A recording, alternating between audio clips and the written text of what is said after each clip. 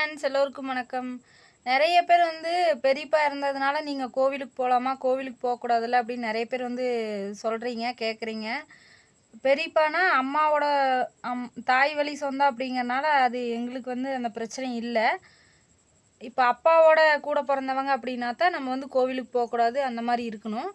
இது வந்து அம்மா வழி சொந்தங்கனால அப்படி பிரச்சனை கிடையாது. இருந்தாலும் அவங்க பெரியம்மாவுக்கு யாரும் இல்லைல்ல, நீங்கள் தானே பொண்ணு பையன் மாதிரி, அதனால் நீங்கள் அப்படி இருங்க அப்படின்னு சொல்கிறீங்க. அதெல்லாம் கரெக்டு தான், இல்லைன்னு சொல்லலை. ஆனால் அந்த மாதிரி நம்மளுக்கு அது இல்லை. நான் ஏமா நாங்கள் வந்து கோவிலுக்கு போய்க்கலாம், அதெல்லாம் ஒன்றும் பிரச்சனை இல்லைங்க ஃப்ரெண்ட்ஸ். அதெல்லாம் வந்து தாய் வழி சொந்தத்தில் வர்றதுனால அது நம்மளுக்கு கிடையாது. கோவிலுக்கு போகலாம். ஏன் இப்போ சொல்கிறேன்னா, இப்போ வர்ற புதன்கிழமை செவ்வாய் புதனெல்லாம் வந்து எங்கள் மாமனார் ஊரில் வந்து திருவிழா, கோவில் திருவிழா. நாங்கள் போவேன், வீடியோ போட்டால் நீங்கள் நினைப்பீங்க என்னடா அதுக்குள்ளே கோவிலுக்கு போயிட்டு திருவிழாக்கெல்லாம் போகிறீங்க. இப்போவே வந்து காயத்ரி இளவரசன் வந்து அண்ணா நீ அந்த பூ மிதிக்கிறதுக்கு மாலை போட்டிருந்தனால நிறைய பேர் கேட்டிருந்தீங்க, ஏன் போட்டீங்க, இப்படி போடக்கூடாது அப்படின்னு சொல்லி நிறைய பேர் திட்டியிருந்தீங்க.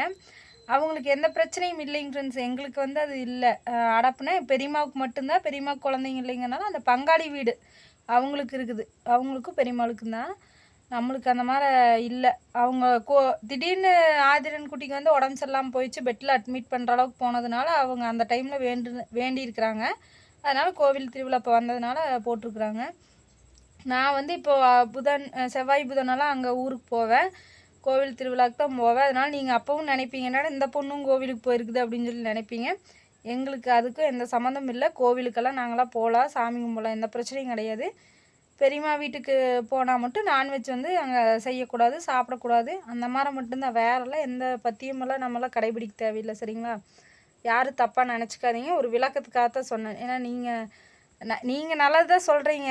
அப்படி இருந்துச்சுன்னா கோவில் குளத்துக்கெல்லாம் போகக்கூடாதுல்ல, அதனால் நீங்களும் நல்ல விதத்தில் தான் சொல்கிறீங்க. நான் உங்களுக்கு புரியட்டும் அப்படிங்கிறக்காக நான் சொல்கிறேன். எங்களுக்கு எந்த அந்த அடப்பு கிடப்பெல்லாம் எங்களுக்கெல்லாம் எதுவும் இல்லை. நாங்கள் எப்போவும் போல் கோவிலுக்கு போகலாம், அது உங்களுக்கு புரியறதுக்காக சொல்கிறேன், சரிங்களா?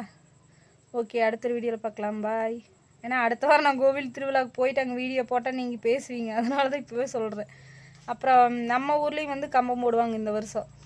கரெக்டாக நம்ம ஊர்லேயுமே பெரியம்மா ஊர்லேயும் ஒரே நாளில் வரும்னு நினைக்கிறேன் திருவிழா. எப்போவுமே அப்படி தான். ஒரு ஃபஸ்ட்டு வந்து மாமனார் ஊரில் புதன்கிழமை திருவிழா, வியாழக்கிழமை பங்களாபுதூரில் நீலாம்பாளையத்தில், 3 பக்கம் ஒரே டைமில் வரும்.